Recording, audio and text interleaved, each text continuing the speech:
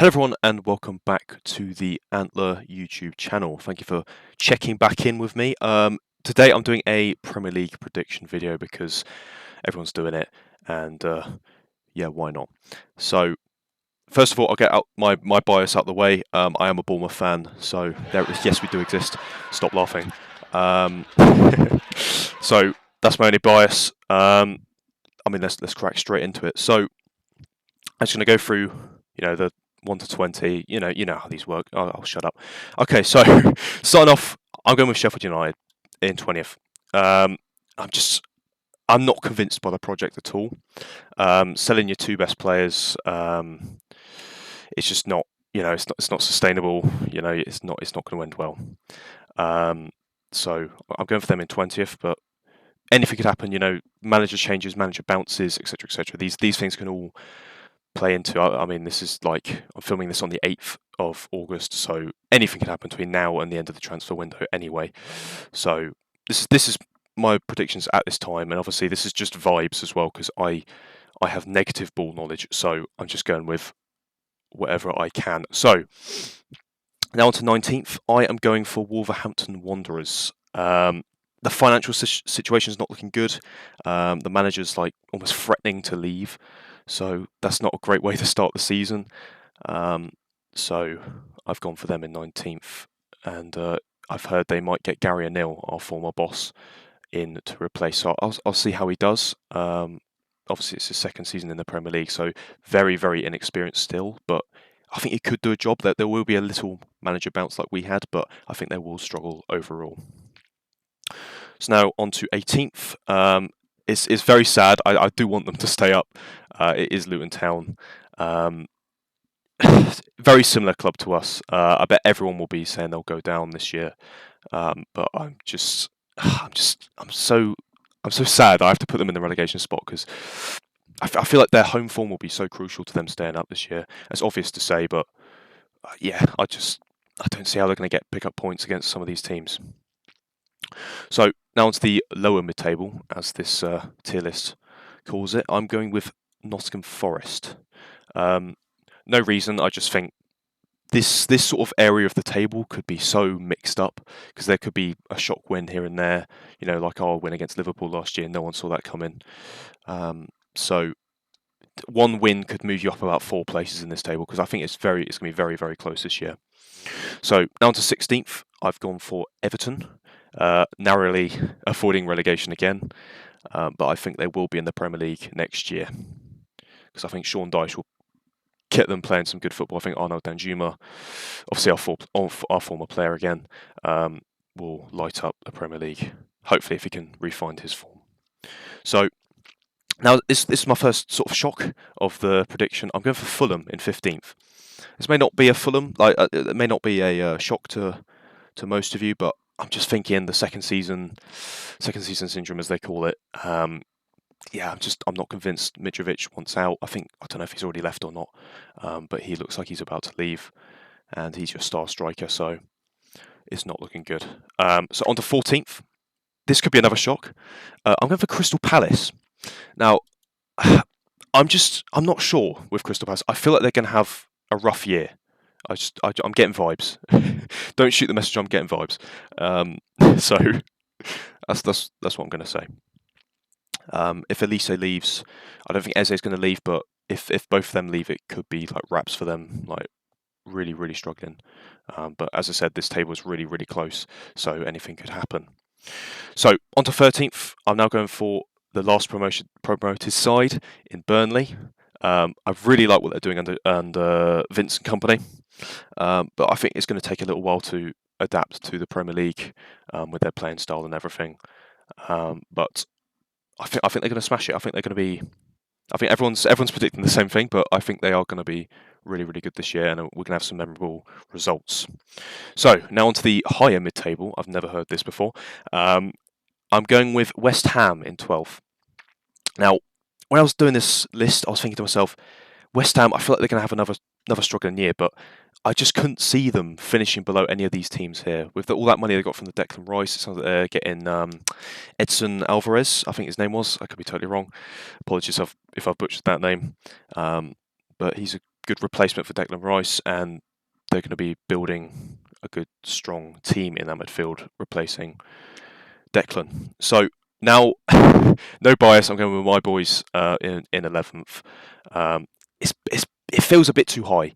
I was originally going to go 14th, but like with West Ham, I just couldn't see us finishing beneath any of these clubs. I just feel like they're going to have rough years, all of them. But I'm really excited for Iriola's project. The club, we signed some really good players, Milos Kerkez, um, Justin Cliver, etc., and we're getting linked with names pretty much all the time. So, yeah. So that's my prediction. I think we've got us in 11th. Now to 10th, I've gone for Brentford. I think they will struggle again. Well, struggle more this year than they did last year. Ivan Toney being out, is it's not great. But I think once he returns, he will be firing and he will push them up that table. So I think they will have a rough start. I think they will be probably down in 13th, 14th, that sort of region for the start of the season. But once Tony gets back, should start firing again.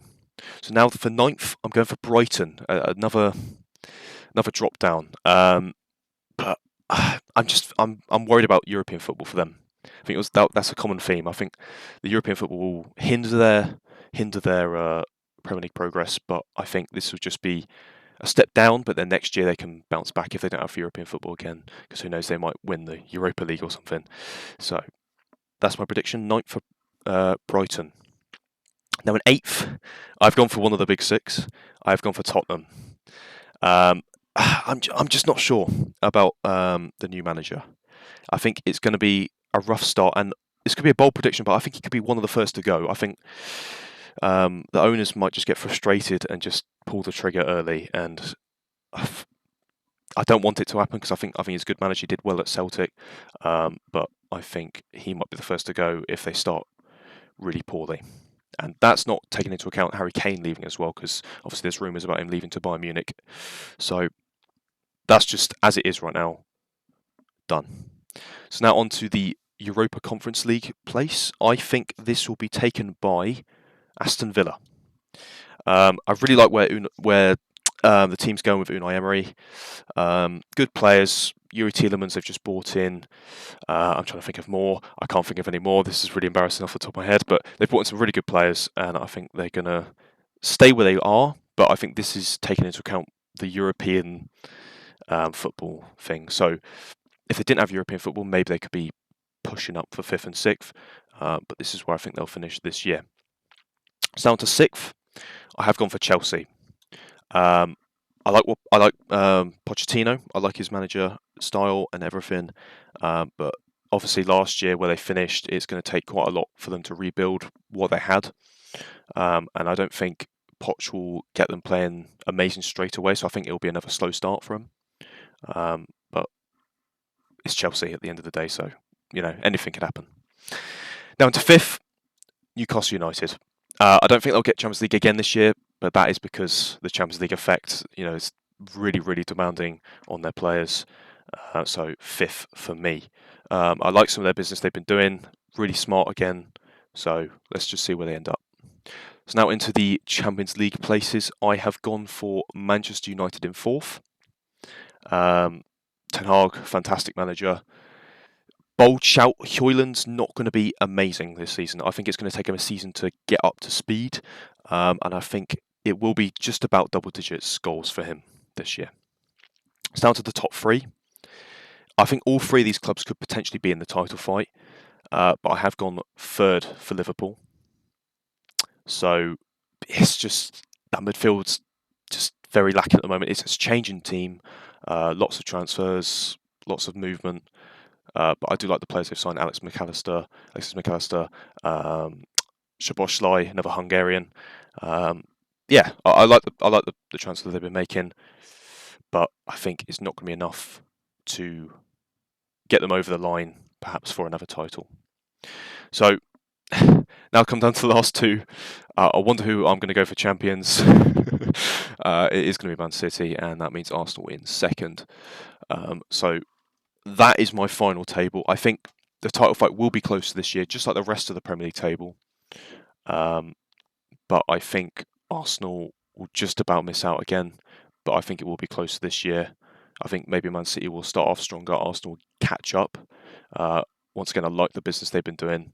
Really smart boys. Declan Rice will be an absolute anchor in the middle of that midfield. And Man City, obviously, we know their quality. They're going to be there every year, whether you like it or not. They are going to be there. Uh, just I'm not sure about some of the transfers they've made. So, couple key players leaving, like Gundogan, etc., etc. So we'll see how the season plays out. But these are my predictions. Let me know yours in the comments below.